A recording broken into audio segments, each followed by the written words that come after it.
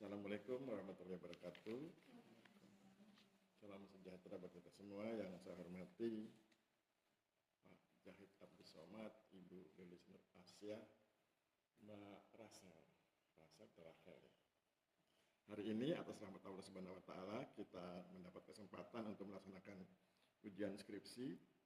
Ujian skripsi itu adalah ujian komprehensif. Jadi Pak Zahid, Bu Lilis, saya boleh menanyakan hal-hal di luar materi skripsi. Untuk itu Mbak Rahel harus siap. Kemudian hari ini mekanismenya adalah nanti Mbak Rahel presentasi 10 menit, jangan lebih. Seperti biasa kami bertiga sudah hafal skripsinya, sudah tahu bagian-bagian yang lemahnya. Terus kemudian sesudah presentasi 10 menit, yang bertugas menguji duluan adalah Ibu Lilis, kemudian Pak Zahid, dan terakhir saya. Sebelum kita mulai, mari kita berdoa agar Allah Subhanahu wa taala berkenan merahmati, memberkahi, meridai kegiatan kita pagi ini. Berdoa dimulai. Cukup?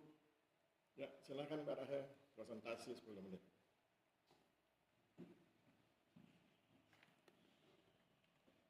Terima kasih Pak atas waktunya. Yang terhormat Ketua Penguji Pak Aristiano Nugroho, ABTNHRSI, selaku Ketua Penguji. Selanjutnya Sekretaris Penguji Pak Zahid Abdus Somad, SPDMPD, selaku dosen pembimbing saya. Setelah itu anggota penguji saya, Bu Lilis Nur Asya, SPDMPD. Sini saya akan mempresentasikan tentang sidang skripsi saya yang berjudul Analisis Tingkat Kepuasan Masyarakat terhadap Pelaksanaan Program PTSL di Desa Suwaiwong, Kecamatan Sukoharjo, Kabupaten Subang. Yang pertama, latar belakang. Yang pertama, kuasa hukum atas tanah merupakan hak dasar yang dijamin negara, pasal 33 ayat 3 UUD 1945 dan diwujudkan melalui pendaftaran tanah sesuai UU Pokok Agraria Nomor 5 tahun 1950. Yang kedua, PTSL sebagai program strategis nasional dari Kementerian ATR BPN. Ketiga, hasil PTSL tidak cukup diukur dari jumlah sertifikat terbit, tapi juga dari sejauh mana masyarakat merasa puas dan terbantu. Yang ketiga, lokasinya di Desa Suwaiwong, Kecamatan Sukoharjo, Kabupaten Pasuruan. Selanjutnya, penelitian terdahulu banyak mengaji PTSL dari sisi efektivitas, kebijakan, atau kepuasan secara umum. Yang terakhir, mengetahui tingkat kepuasan masyarakat secara kuantitatif terhadap pelaksanaan PTSL di Desa Suwaiwong serta hubungannya dengan dimensi kualitas pelayanan. Masuk ke rumusan masalah, saya ada dua. Yang pertama, bagaimana tingkat kepuasan masyarakat secara kuantitatif terhadap pelaksanaan program pendaftaran tanah sistematis lengkap atau PTSL di Desa Suwaiwong, Kecamatan Sukoharjo, Kabupaten Pasuruan.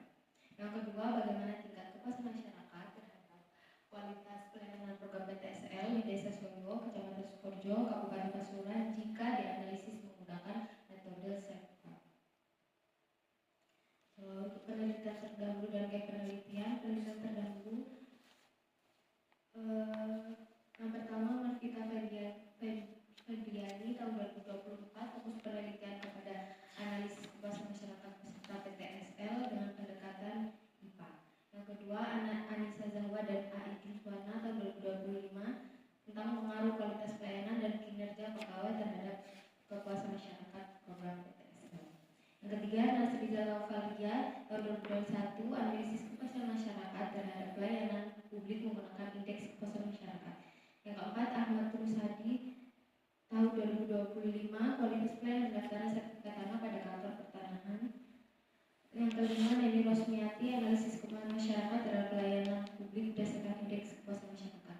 Gap penelitiannya yaitu penelitian terdahulu berfokus pada kepuasan pelayanan publik atau PTSL secara umum di berbagai lokasi menggunakan IKM atau SEFWAL dan mereka dipisah. Untuk penelitian ini fokus spesifik pada analisis kepuasan masyarakat serta PTSL di Desa Suwaiwong memadukan pendekatan SEFWAL dan IKM secara kuantitatif. Untuk kebaruan penelitian memadukan pendekatan SEFWAL dan indeks kepuasan masyarakat IKM sesuai Permen PAN-RB nomor 14 tahun 2017 secara bersamaan untuk mengukur kepuasan PTSL gelombang 1 di Desa Suwaiwong. Untuk landasan teori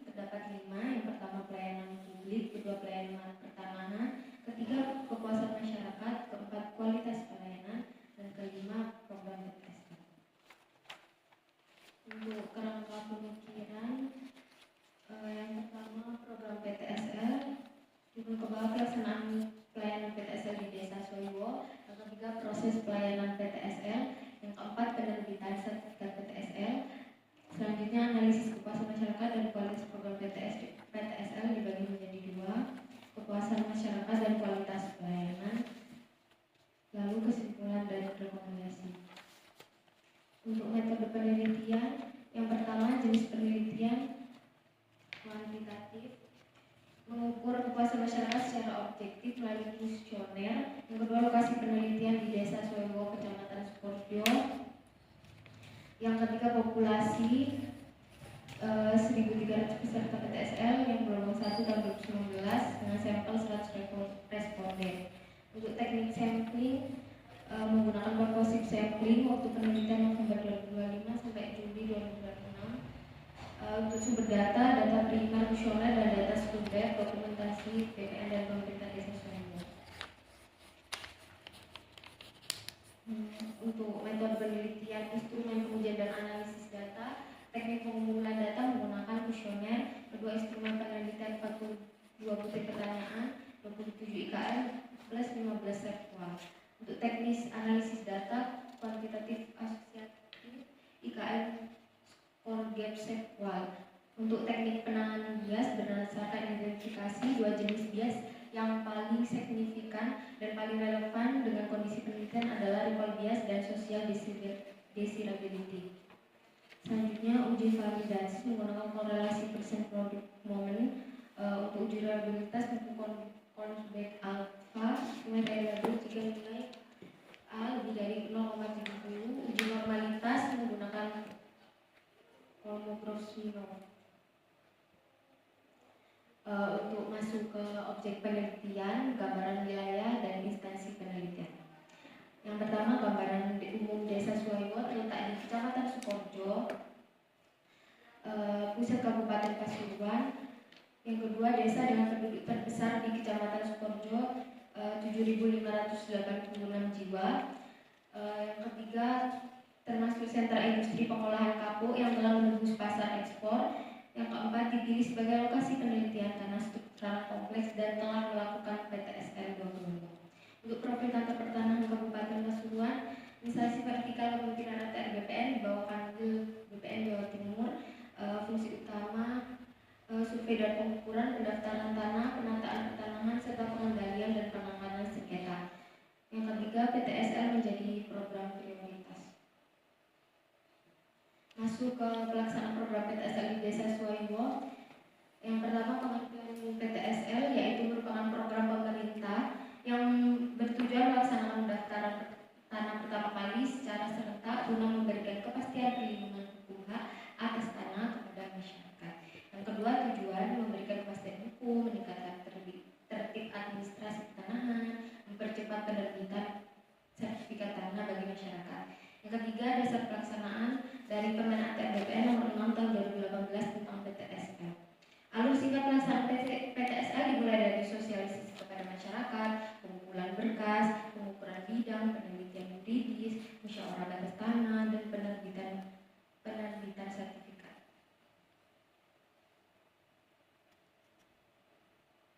Untuk hasil dan pembahasan rumusan masalah pertama, bagaimana tingkat kepuasan masyarakat secara kuantitatif terhadap pelaksanaan program PTSL di Desa Suewo. Hasil penelitian untuk IKM mendapatkan nilai 83,24 dari 100 responden dalam kategori baik. Untuk hasil dan pembahasan rumusan masalah kedua, bagaimana tingkat kepuasan masyarakat terhadap kualitas program PTSL di Desa Suewo jika dianalisis menggunakan metode serkual mendapatkan nilai 82,83 dari 100 responden, skor kualitas pelayanan dalam kategori baik. Untuk uji korelasi dan uji koefisiensi determinasi hubungan dimensi kualitas serkual dengan kepuasan uji masyarakat menggunakan uji Spearman. Yang pertama, uji korelasi, dan kedua, uji koefisien determinasi. Poin utamanya, uji korelasi seluruh 5 dimensi terbukti berhubungan signifikan dengan kepuasan masyarakat. Yang kedua, koefisien determinasi, asuran menyumbang kontribusi terbesar yaitu 20,88%, dan jika terkecil 6,66%. Dan kedua, uji saling melengkapi, korelasi menunjukkan ada atau tidaknya hubungan determinasi menunjukkan seberapa besar kontribusinya.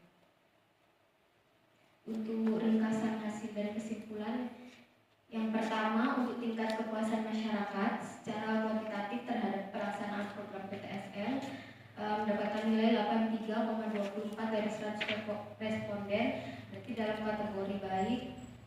Kedua, untuk rumusan masalah kedua, tingkat kepuasan masyarakat berdasarkan kualitas pelayanan menggunakan serbual dan hubungan dengan kepuasan masyarakat mendapatkan kategori baik dengan nilai 82,83. Dan untuk hubungan antara kepuasan masyarakat dan kualitas pelayanan terdapat hubungan positif, kuat, dan signifikan antara kualitas pelayanan dengan kepuasan masyarakatnya. Dan kedua, seluruh dimensi seksual memiliki hubungan yang signifikan dengan dimensi asuran memberikan hubungan dan kontribusi terbesar, sedangkan dimensi tangible memberikan kontribusi yang paling kecil. Terima kasih. Baik, sekian presentasi dari saya. Assalamualaikum warahmatullahi wabarakatuh. Waalaikumsalam. Oke, silakan duduk. Silakan Bu Lis. Baik, terima kasih atas waktu yang diberikan. Yang terhormat Bapak Rizkiono, Bapak Zahid, dan yang saya banggakan Mbak Rahel, yang pada hari ini sedang melaksanakan sidang skripsi. Ya, pada sidang skripsi kali ini judulnya adalah analisis tingkat kepuasan masyarakat terhadap pelaksanaan program pendaftaran tanah sistematik setempat atau PTSL di Desa Suwodowo. Tadinya saya mau nanyain kenapa di desa ini, tapi tadi sudah dijelaskan juga gitu ya, jadi saya tidak akan menanyakan lagi. Saya ingin lebih banyak membahas mengenai metode pembahasan hasilnya gitu ya. Ini kan yang sudah saya baca itu kamu analisisnya hanya sampai di korelasi gitu ya. Nah, kenapa nggak sampai pengaruh gitu? Karena kan tadi juga banyak juga literatur yang udah sampai mencari pengaruhnya, dan apalagi gitu ya secara teori juga itu kan kepuasan dan kualitas itu sangat korelasinya tuh dari secara teori pasti udah banyak pada analisis yang lain ya, pasti udah pada besar juga gitu. Kenapa nggak sekalian ke pengaruh, cuma di korelasi aja gitu? Karena tujuan penelitian saya hanya sampai kepuasan masyarakat aja. Kepuasan Jadi cuma melihat hubungan dari kualitas tuh sejauh mana sih dia mempengaruhi kepuasan masyarakat. Itu kan udah banyak teori, udah di banyak teori juga udah maksudnya udah banyak banget gitu lah ya penelitian tentang kepuasan dan kualitas gitu. Itu udah banyak banget dan udah banyak membuktikan bahwa mereka tuh memang ada hubungan dan hubungannya baik gitu, bahkan sangat baik gitu. Kenapa masih juga dianalisis gitu? Kenapa nggak langsung pengaruh aja gitu? Karena kan kalau misalkan kita analisis di SPSS kayaknya sekalian langsung yang regresinya juga kan? Iya kan? Iya, kira-kira kenapa?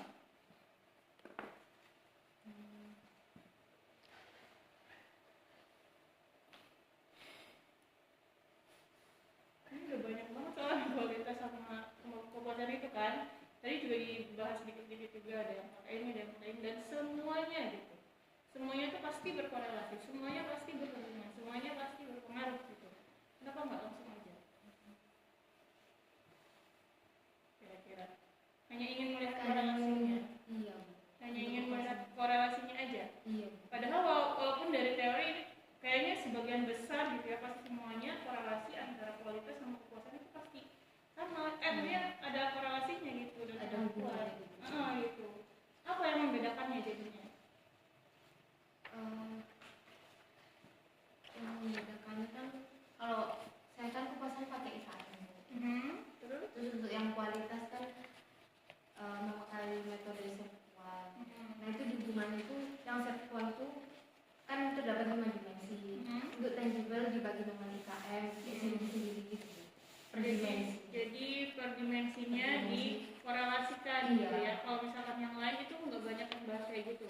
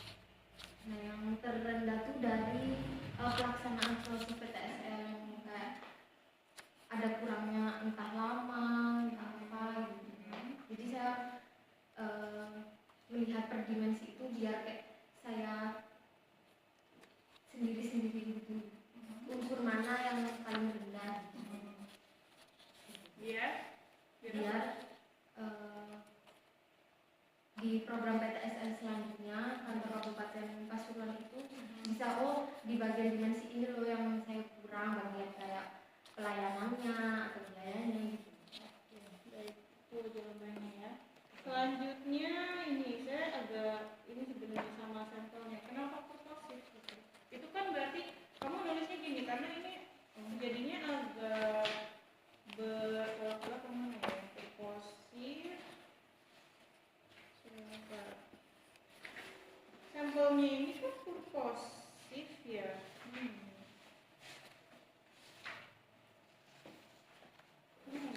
Disebutin purposifnya itu mana ini?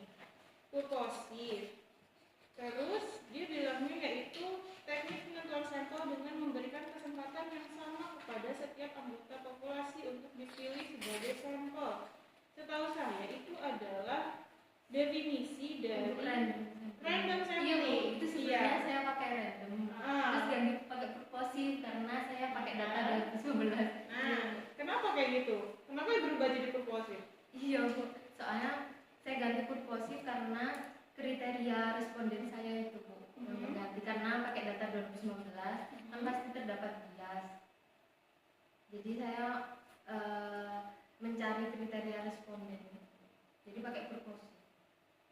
Pakai purposif itu kan kriteria responden ini kan bisa dimasukin di populasinya, misalkan populasinya berapa, nah dari populasi itu yang masuk kriteria itu nanti diambil sampelnya kayak gitu kan. Di sini populasinya berapa? Populasinya untuk tahun 2019 1.300. Terus 2020 itu 20 ya. Itu Iya, kan sebetulnya udah menjadi syarat dalam syarat dalam populasi kan harusnya. Iya kan? Iya, jadi kamu tinggal ngambil yang dari ngambil yang dari populasi itu tanpa kriteria ini pun sebetulnya kriteria ini udah ada dalam si populasi tersebut, iya nggak sih? Iya kan? Iya, yang pertama nih masyarakat Desa Soyo yang terdaftar sebagai peserta, ya kan? Terus yang kedua pernah berinteraksi langsung dengan petugas PTSL. Ini kayaknya ini yang memang kriteria secara umum dalam populasinya, ya nggak sih? Ya kan? Jadi kalau menurut saya ini apa ya? Tadi karena udah juga, tapi ketika pengambilan sampelnya kamu random aja atau kayak gimana? Dan ditanya ini juga pastinya gitu. Random. Ada kriteria kan? Selain kriteria ini, ada usia dan lain-lain. Iya, ada usia. Dibatasi pada masyarakat yang berusia 25 sampai 60 tahun gitu ya. Iya. Emang ada yang lebih dari 60 tahun nggak? Ada. Ada juga. Ada banyak yang tua. Karena gini ya, masalahnya ini kan jadinya non random gitu kan. Kalau untuk penelitian analisis secara kuantitatif ini kalau tidak random itu kayak validasi atau validasi datanya itu kayak kurang gitu sebetulnya. Makanya kayaknya dulu random deh, kan sekarang jadi purposif gitu, saya juga agak kaget. Random gitu. Jadi kayak tetap pakai random gitu. Sebetulnya kan tetap random nggak sih? Iya kan, cuma maksudnya di sini kamu membatasi intinya adalah yang di usia itu kan ya, di usia itu gitu. Kayak gitu. Kalau misalkan kayak gitu jadinya bisanya sebetulnya ada stratified dan lain-lain gitu loh Mbak. Maksudnya jangan sampai purposif gitu. Kalau purposif ini kan kayak apa ya, jatuhnya tuh jadi tidak memberikan kesempatan yang sama gitu kepada setiap anggota populasi, jadinya tertentu aja gitu. Tapi purposif di sini sebetulnya hanya di bagian usia aja gitu kan. Sebetulnya kamu bisa bikin yang kayak stratified random sampling atau bagian random sampling yang lain kayak gitu. Jadi jangan sampai ke purposif, jangan non-random kayak ini gitu. Itu ya, coba nanti dicari deh, ada teknik, pasti ada teknik pengambilan sampel yang sesuai itu ada gitu, tapi tidak ke purposif gitu ya. Kemudian setelah itu mana ya? Oh ini di bagian pengkategorian IKM yang baik, kurang baik, sangat baik, saya tidak menemukan rinciannya. Ada nggak ya? Atau saya terlewat? Coba kalau dicari deh. Soalnya jadinya saya nggak tahu nih yang baik berapa, yang sangat baik berapa, berapa, yang tidak baik berapa, walaupun kayaknya sebetulnya ada di surat itu ya, yang pakai B itu ya, sebetulnya ada. Aku yang IKN aku. Iya, ada nggak?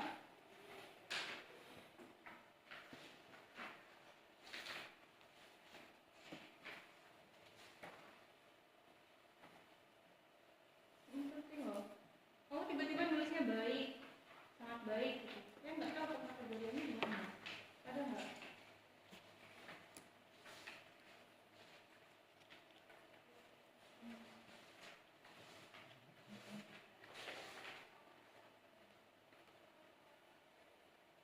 Kalau ada boleh di ini. Ini Bu, saya ini. Nggak ada kan?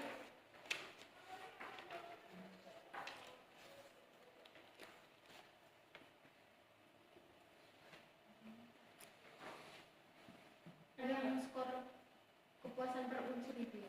Mana Yang punya coba? IKN. Mana coba lihat? Jadi bisa dikategorikan baik, sangat baik itu karena saya lihat langsung di tabel 5.6 di halaman 69 itu udah langsung kategorinya baik, tidak baik gitu. Tidak baik, nggak ada sih tidak baik, tidak baik. Saya mencantumkan ada intervalnya sih Bu. Iya, nah mana ada intervalnya? Ini kan di apa namanya tabel 5.6 di halaman 69 itu NNR-nya, NIK-nya, kategorinya. Nah, Ini ada interval di halaman 16. halaman berapa? 16. 16. Ya, di depan. 16. Oh, di sini. Iya. Di depan Dilihat ya. dari interval itu. Oh, ya, ya. Jadi ini lebih baik disimpan di bab 3 aja deh, Mbak. Ya.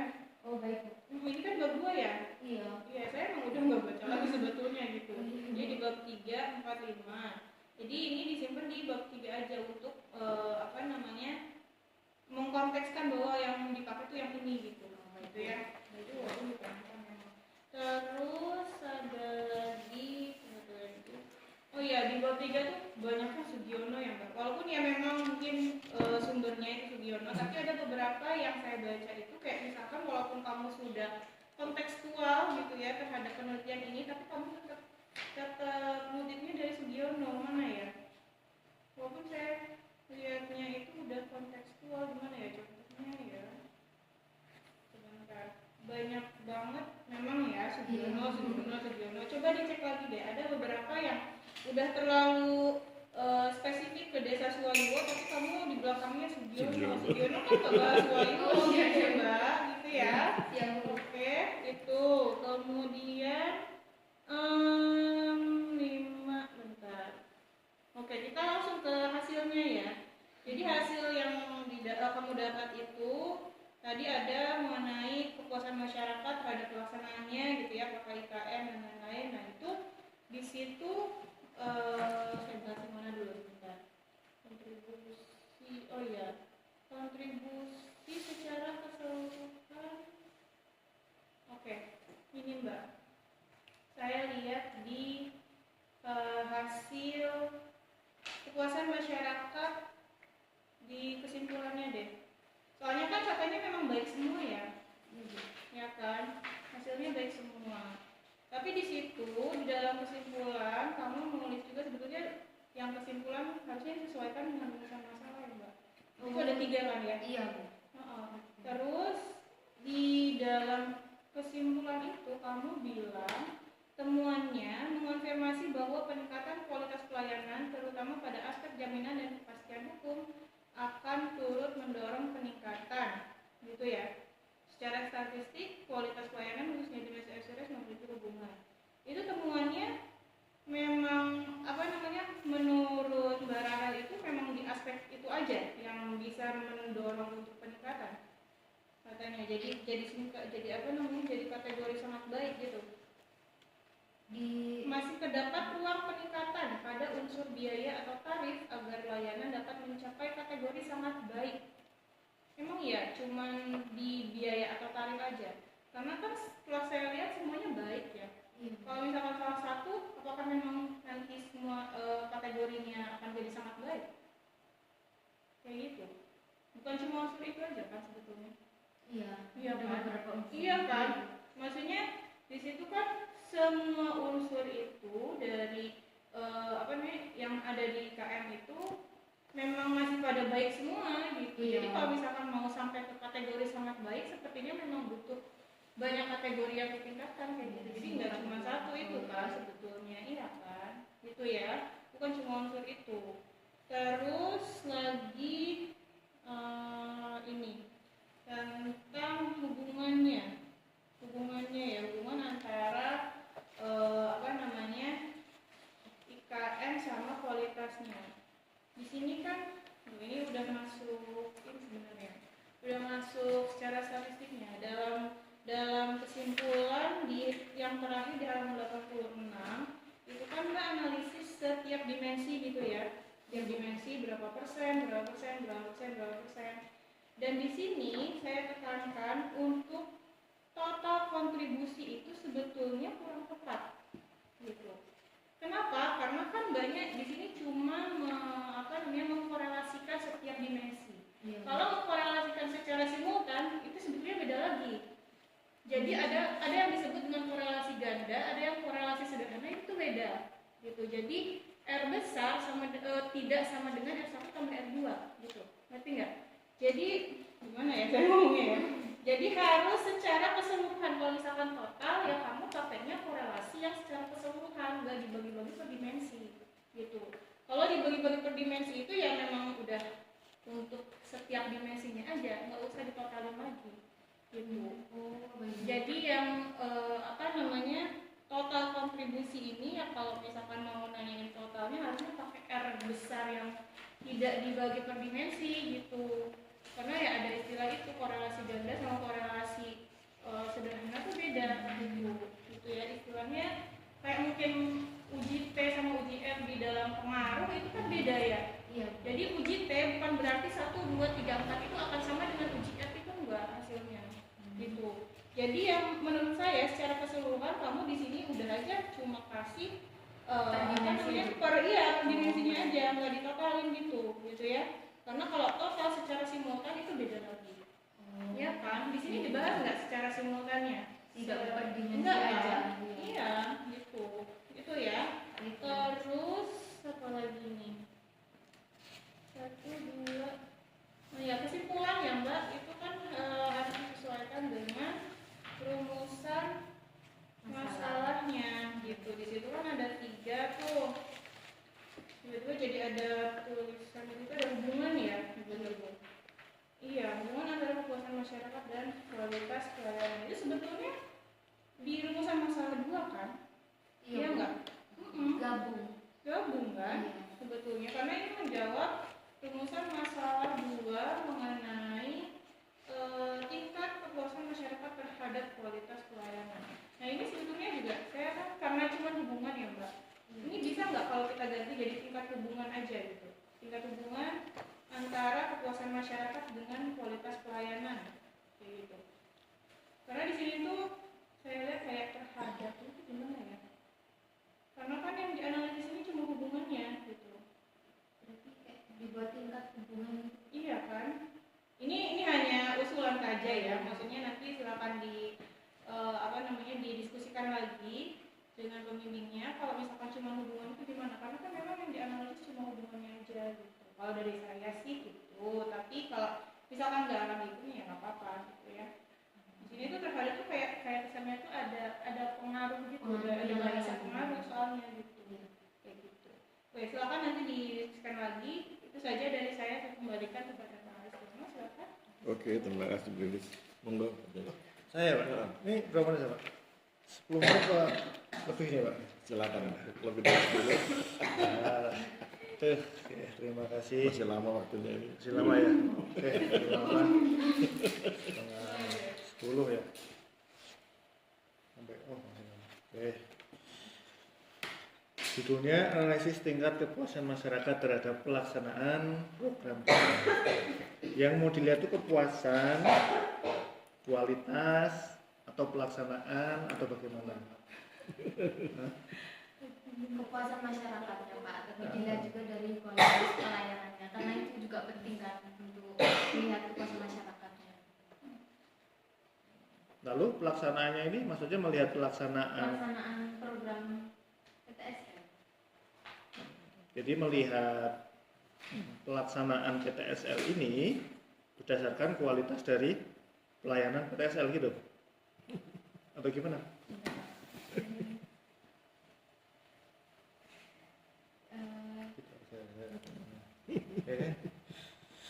Tingkat kepuasan itu terhadap pelaksanaan program PTSL-nya Pak. Terus? Lalu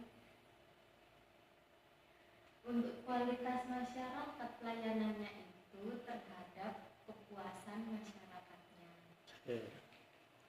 Pelayanan program itu Melihat kepuasan masyarakatnya dari kepuasan masyarakat itu kan maksudnya sudut pandang masyarakat ya, kepuasan masyarakat sudut pandang masyarakat. Nah, masyarakat itu puas atas apa sebenarnya? Atas pelaksanaan program PTSL atau atas kualitas dari PTSL itu? kepuasan masyarakat terhadap program PTSL ya Pak. Untuk kualitasnya melihat Pelayanan program PTSL. berarti maksudnya beda gitu ya. Nah, biar kita nanti di belakang tuh jelas. Ini ya, nanti dicek lagi untuk penulisannya dan panduannya ya. Saya baca kok ada di board ini tuh maksudnya saya tidak jelas membaca atau gimana kok di board ini. Saya suka ya. Kemudian ini untuk yang selanjutnya di sini ada abstrak yang bahasa Inggris, ada intisari. Nah, ini kok banyak banget ini ya. Dicek juga untuk tulisannya. Ya, kemudian untuk penulisan abstrak itu spasinya 1. Ya, kalau saya ukur kayaknya ini 1,5 kayaknya. Ya, itu jelas. Kemudian untuk daftar isi ya. Kan ada bab 1, bab 2, kan nggak ada ya sudah. Ada nggak daftar isimu? Bab 1-nya mana? Bab 1 itu apa? Bab 1 itu apa? Bab 1? Latar belakang pendahuluan Apa? rumusan masalah. Bab 1 itu judulnya apa? Pendahuluan. Pendahuluan. Nah, ini terus tuh bab 1 pendahuluan. Ini tiba-tiba pendahuluan dan pustaka kan kita nggak tahu sampai bab berapa nanti kamu mau. Ya, pustaka.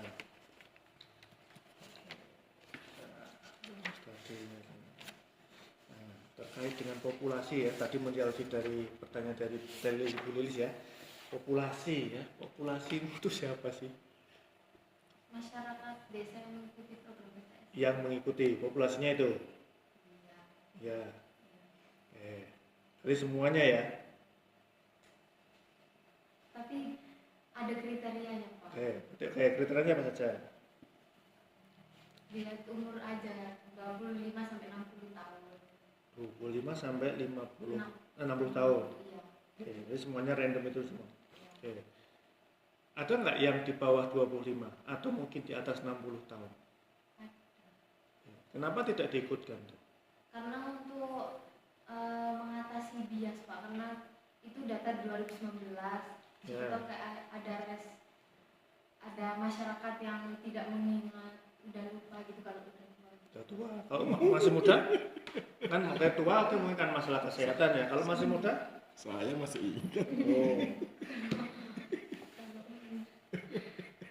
Masih muda kenapa nggak dipilih? Boleh, boleh nggak? Maksudnya kalau untuk syarat PTSL itu umurnya mulai berapa sih? 17 boleh. 17 baru dapat KTP itu. Yang mempunyai Usianya. usia. Ya kalau syaratnya sih harus punya yang tanah sertifikat ya harusnya ya. Kalau misalkan nggak punya ya nggak bisa juga kan. Tapi usianya berapa? Artinya terkait dengan kalkulasi pasti ada keterangan bahwa mengapa kamu mengambil rentang antara 25 sampai 60 itu ya. Ini kalau tua ya memang tidak semua ya, memang tidak semua itu sudah lupa dan sebagainya, tapi mungkin nanti ada alasan lain.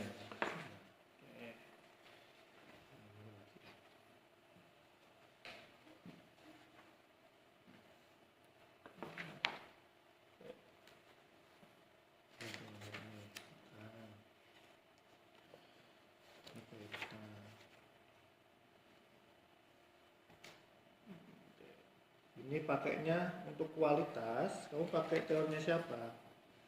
Bagaimana Pak? Untuk kualitas menggunakan teorinya mana? Teori siapa? Oh, kualitas. Pakai sekual Pak. Pakai SERVQUAL? Ya. Dari para. Kenapa pakai SERVQUAL? Kenapa enggak mengukur kualitas yang lain? Kan banyak tuh ya. Ada equal ya. Ada SERVQUAL ya. Kenapa deh? Karena dilihat dari tujuan penelitian dan juga pakai dimensi yang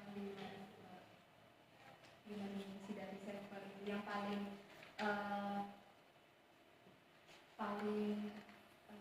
relate gitu Pak. Paling apa? Paling sesuai. Paling sesuai. Emang untuk SERVQUAL itu dimensinya apa itu? Apa saja itu? Sesuai ada 5 tangible. Tangible itu apa artinya? Saya nggak tahu nih. Tangible itu artinya apa ya?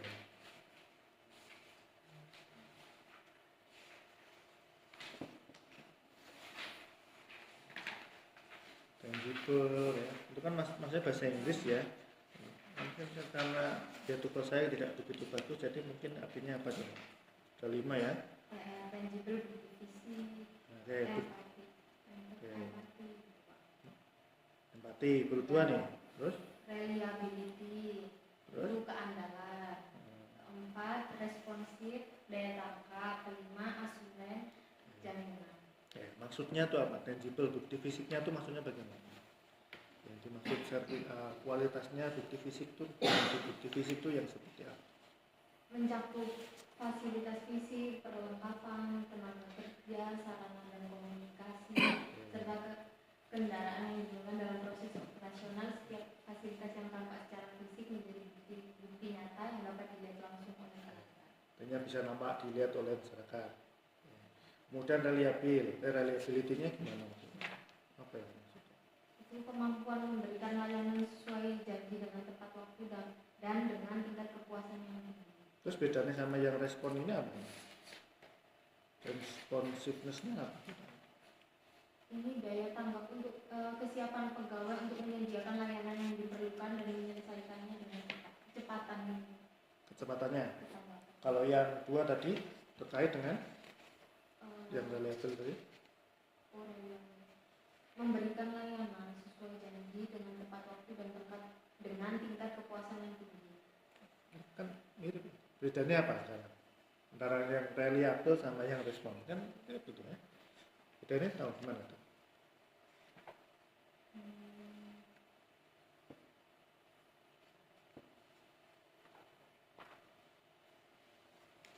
Untuk reliability itu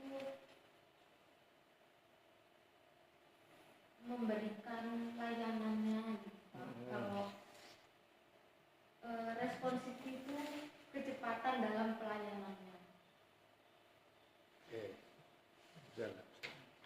Oke, terima kasih. Ya. Artinya tahu apa yang kamu lakukan tuh tahu ya. Oke. Kemudian ya terkait dengan penelitian ini, kamu mengambil datanya ini gimana? Coba dijelaskan secara ringkas saja ya. Penelitiannya gimana? Pengambilan data ke masyarakatnya. Iya. Saya menggunakan barcode gitu Pak. Jadi ke rumah tinggal scan gitu. Ke rumah? Ke rumah. Ke rumah. Kamu bisa ke rumah itu random atau gimana? Berdasarkan data. Iya. dimulai dari data dari siapa? Data dari kantor desa. Dari kantor desa. Ada berapa desa di sana? Satu desa aja. Berarti cuma di satu desa Sewayuin aja. Ada dua dusun. Oke. Pulau Tembong sama Wetan Tembong. Oke. Tiga Pak, sama dusun Kelanting. Dusun Lanting. Oke, terus? Tapi saya mau mengambil datanya di dusun Pulau Tembong sama Wetan Tembong aja. Yang satunya yang Lanting?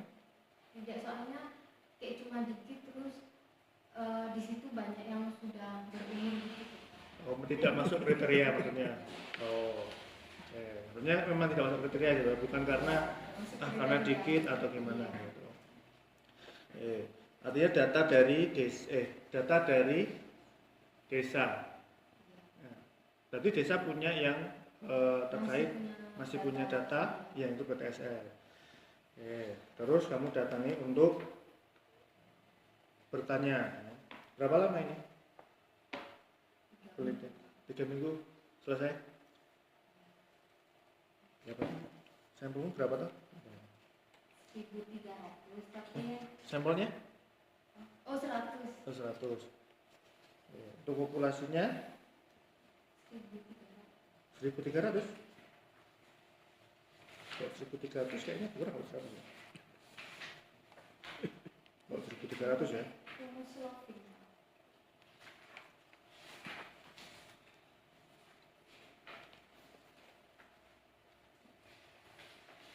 Ini yang 10%.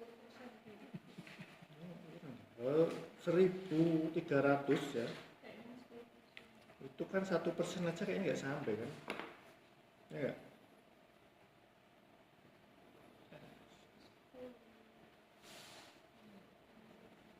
1.300 itu di mana aja 1.300? 1.300 itu yang ikut PTSL itu di desa mana saja? Di desa tuh Itu. desa 1.300 Suatu. benar. Nanti coba ya. Datamu ini kalau datamu segitu kayaknya sama nggak?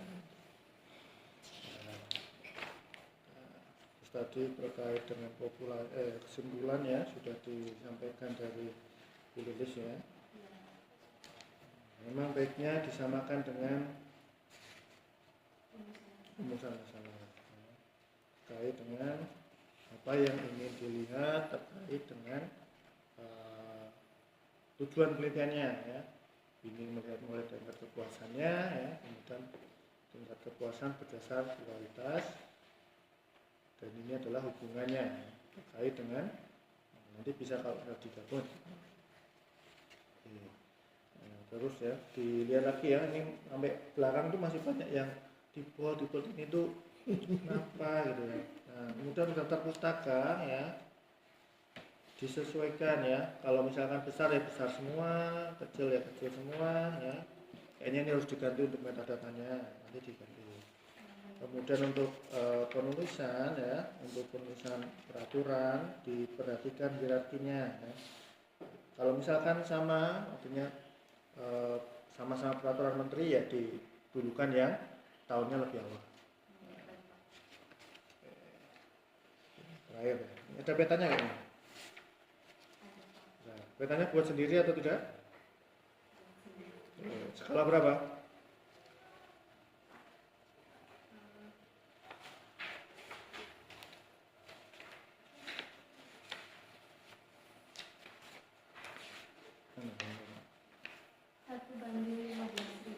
Satu banding 15.000. Maksudnya apa itu? 1/15.000 itu? Untuk di bagian desanya biar terlihat batasnya juga Pak. Maksudnya apa? Maksud dari skala artinya apa? Arti dari skala 1/15.000. Gimana tuh? Artinya apa? 1 cm di peta berapa cm di aslinya? Kalau seperti itu. 1/15.000. Tempat pertanahan loh, harus bisa sekurang-kurangnya setidaknya baca peta Ini peta minimalis lah ya, cukup bahasa skala cukup. Ya. Semua prodi harus bisa. Nah, iya. Nggak ada alasan. Dasar loh itu. Peta. Itu kan 15.000 loh.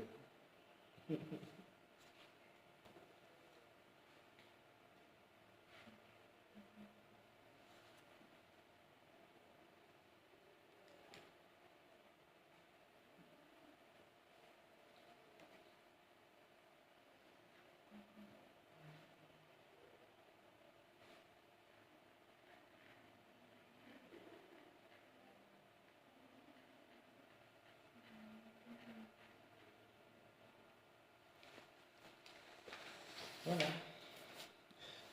Tahu nggak? Skala 1/15.000. Gimana? Tahu nggak?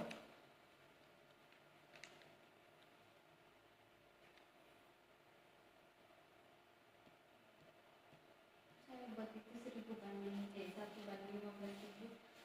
agar jelas gitu Pak, ini biar batas-batasnya kelihatan. Kenapa nggak 1/10.000 kalau itu kan lebih jelas? Gitu. Maksudnya apa? 1/15.000 itu maksudnya. Itu 1 cm ya, berarti 15.000 cm di aslinya. 15.000 cm itu berarti berapa meter tuh, Pak? 100 cm itu berapa meter? 100 cm berapa meter? 100 cm berapa meter? Ya, 1 pas 10. 10. 1 Pak. Yakin nggak nih? Matematika Jepang itu. 100 cm berapa meter? Yakin? 10 pas 1? Oke, 1. Artinya kalau 15.000 berarti berapa meter? 15.000 berapa? 15.000 cm berapa meter? Iya. Itu berarti 15 meter. 15 atau 1,5?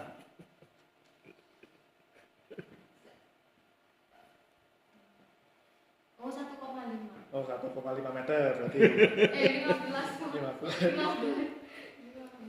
15 atau 1,5 yakin? 15. 15, yakin ya? Ya, artinya kalau 15.000 cm berarti itu 150 meter di aslinya. Ya. Nah, gitu saja. Masih sebenarnya. Terima kasih. Sudah. Asal sekalian. Oke. Lanjut ke saya ya, Mbak Marcel. Penelitianmu ini kan sangat bangga dengan SERVQUAL ya. Pertanyaan saya, apakah kamu tahu bahwa SERVQUAL itu punya kelemahan? Apakah kamu tahu bahwa SERVQUAL itu punya kelemahan?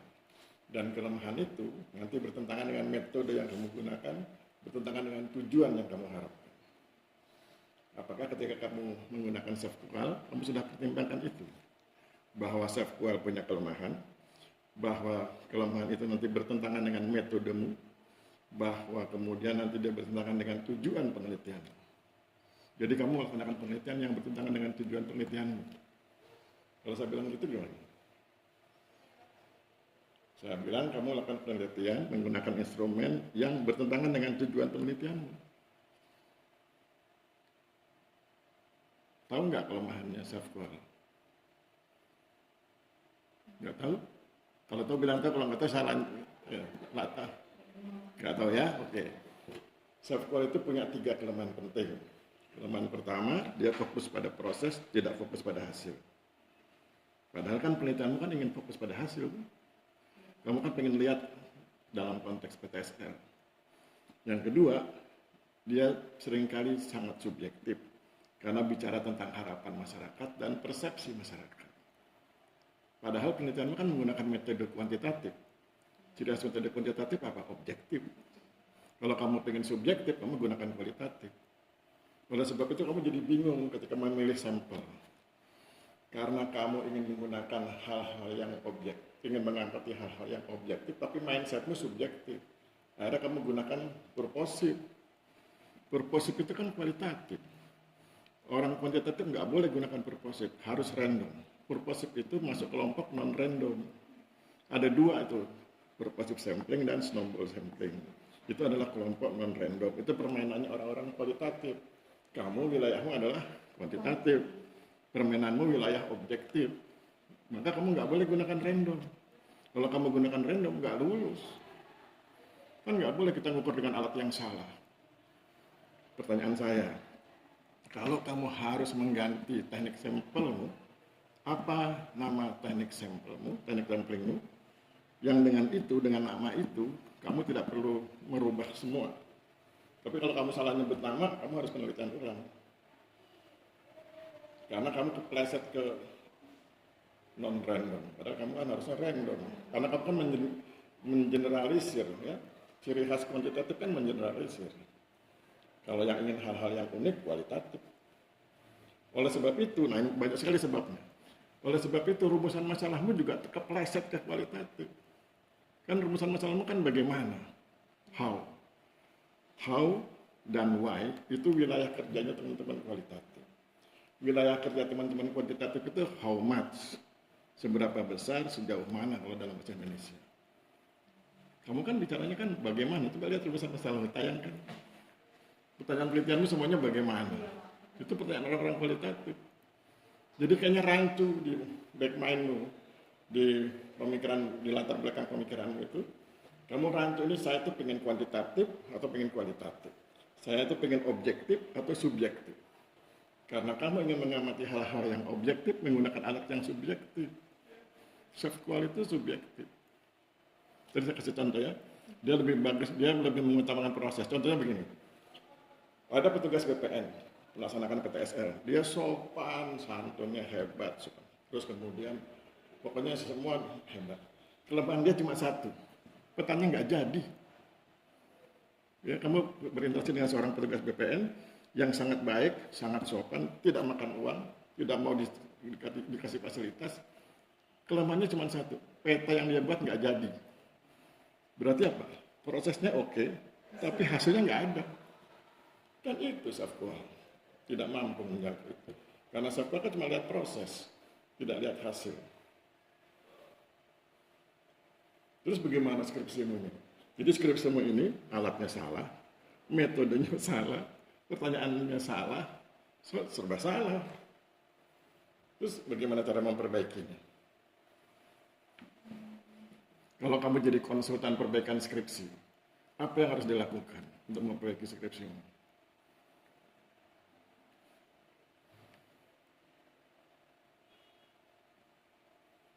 Bisa? Dibayar mahal itu konsultan itu. Ya? Jam-jaman 1 jam sekian juta gitu. Bagaimana? Oke, kita cancel dulu ya. Bagian itu kita cancel. Sekarang begini, kamu ngerti nggak bahwa ketika kamu melakukan penelitian, kamu harus melakukan 2 hal. Pertama, konstruk, dan yang kedua, konstru. Konstruk itu, kamu mengamati hal-hal yang menjadi pusat perhatianmu, fokusmu. Kamu bilang, oh Pak Aris saya ingin mengamati 5 dimensi. Oke, itu namanya konstruk. Kemudian, apa konstrumu? Nah, pertanyaan saya adalah, kamu tahu nggak konstru itu apa?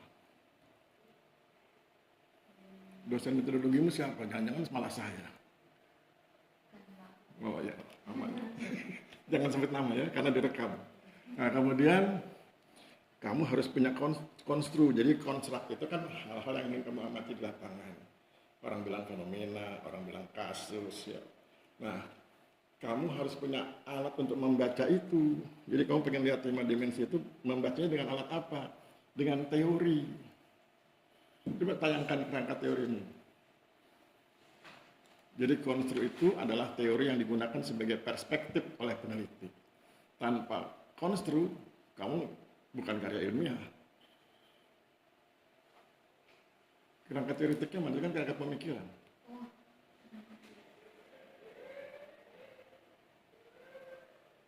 Ada? Nggak ada kerangka teoritiknya? Nggak ada kerangka teoritik. Adanya landasan teori ya? Coba buka landasan teori.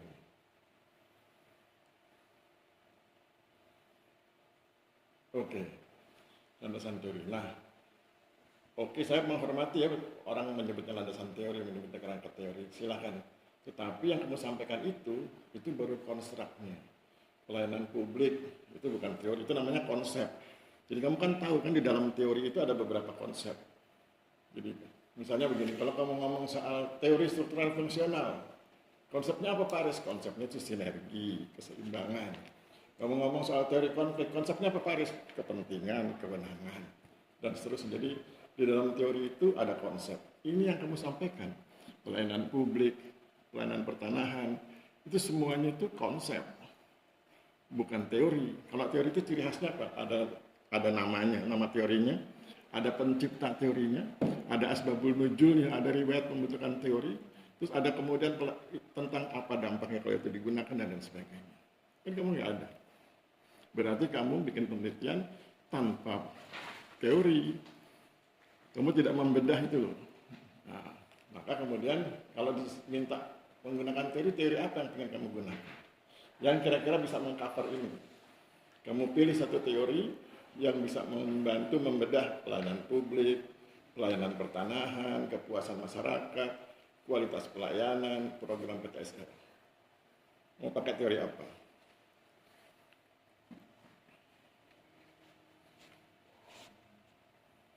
Ada nggak di back mindmu, di pemikiranmu, bawah sadarmu lah, teori apa yang kamu punya? Kan sudah belajar berapa tahun? 4 tahun tuh di STM. Teori apa yang akan kamu gunakan untuk mengcover, untuk membedah 5 isu yang kamu anggap penting ini?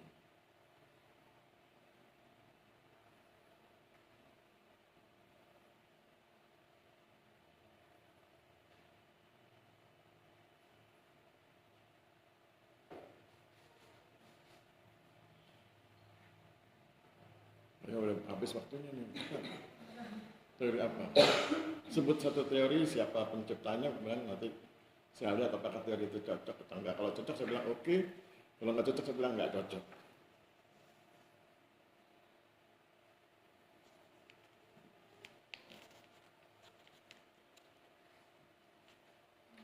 Bisa? Nggak bisa?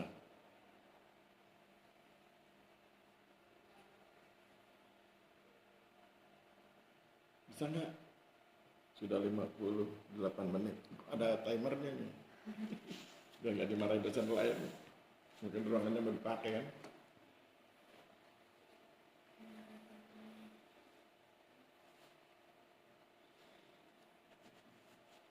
Oke ya, nanti kamu pikir aja. Sekarang kamu keluar dulu, biar kami bertiga berunding mempertimbangkan nasibmu ini loh. Kayaknya lulus atau enggak ya.